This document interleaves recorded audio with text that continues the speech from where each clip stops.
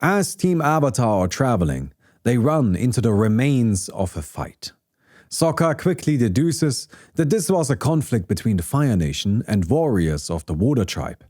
The group follows the trail until they eventually find a beached ship, which they recognize as being from their father's fleet. Only moments later do they run into the owner of this ship, Bato, a longtime family friend. Within magic, named characters are legendary creatures of great importance. Everybody else doesn't get that luxury. The default for a character on a magic card is to be nameless. But that doesn't apply to other disciplines of storytelling.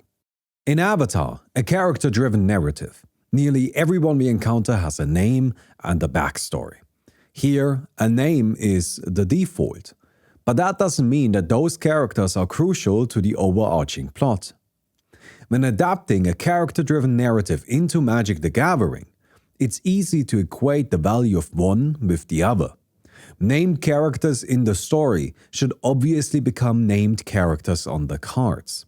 But that can accidentally ascribe greater importance to those characters than they originally carry. Names in Magic are more meaningful than names in Avatar. Bato didn't get his own legendary card. Instead, he's depicted on South Pole Voyager. If you paid close attention, then you might have noticed that Forecasting Fortune Teller and Hermetic Herbalist received the same treatment. I really like this choice.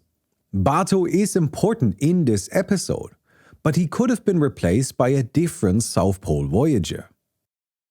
South Pole Voyager is a white 2-mana 2/2 that whenever he or another ally we control enters, we gain 1 life. And if that happens for the second time in a single turn, then we also draw a card. When Sokka and Katara meet Bato, they feel a great sense of relief. It's proof that their father is still alive. They've also been traveling for a while now, and Bato gives them a feeling of home and hope. He heals them. Bato also gives Sokka the opportunity to do a traditional Water Tribe coming-of-age ritual, ice dodging.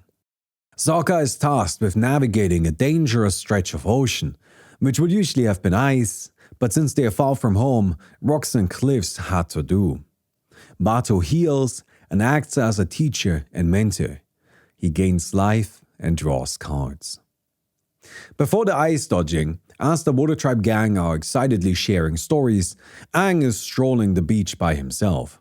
He isolated himself from the group, as he began suspecting that Sokka and Katara might leave him to meet up with their dad.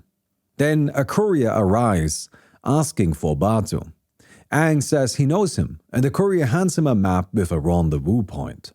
Aang doesn't want his friends to leave him, so instead of delivering the map as he promised, he hides it. The ice dodging begins, and Sokka expertly manages the rough seas given to him. Not only that, but he showcases quick and adaptive thinking as he utilizes Katara's and Aang's water and air bending to get across a stretch of rocks that would have otherwise been impassable. Sokka, lateral strategist, highlights this first step in Sokka's growth. He's no longer just white, now also incorporating blue, the color of knowledge and ingenuity. His vigilance remains, but his stance shifts slightly towards defense, indicating a more careful approach to his surroundings. He also gains an ability. Whenever he and at least one other creature attack, draw a card. Again, focused around knowledge and now also on cooperation. Sokka doesn't try to solve all of his problems by himself anymore. He has learned to depend on his friends. After successfully ice dodging, Bato praises the group and gives them traditional ceremonial marks. Wisdom for Sokka, bravery for Katara, and trust for Aang. This breaks Aang, who confesses that he had hidden the map meant to help Bato find Sokka and Katara's father. Outraged, the two siblings leave Aang behind to look for their father. Aang is alone. Everybody he knew for his entire life up until only a few weeks ago is dead.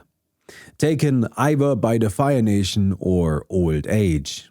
Baumi and Appa are the only exceptions.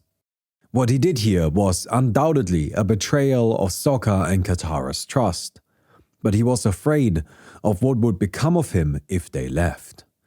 I wish this had received its own card. Team Avatar reunites, of course, as both sides realize their overreaction and apologize. During all of this, Zuko runs into June, an impressive bounty hunter. June commands Nyla, a Shirshu, a giant creature that can find anyone via their smell, even if they are the whole world away. Zuko is still holding on to Katara's necklace, which Nyla then uses to track down Team Avatar. Nyla, Shirshu's sleuth, is a black 5-mana 4/5 that exiles a creature from our graveyard when it enters.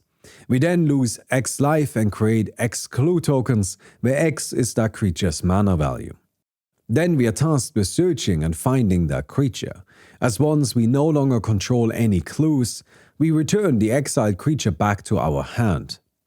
We start off by giving Nyla a hint of a creature, then chase it down across the world, and finally find it. Zuko finds Aang, and a big battle ensues. Aang wins, and as an extra prize for his troubles, receives Katara's necklace from Zuko. Team Avatar makes it out safely, all reunited and reconciled. On Appa, the siblings tell Aang that they won't ever leave him alone. He's part of their family. Aang, relieved and thankful, then returns Katara's necklace to her. She gives him a kiss on the cheek, and the group flies off into the sunset.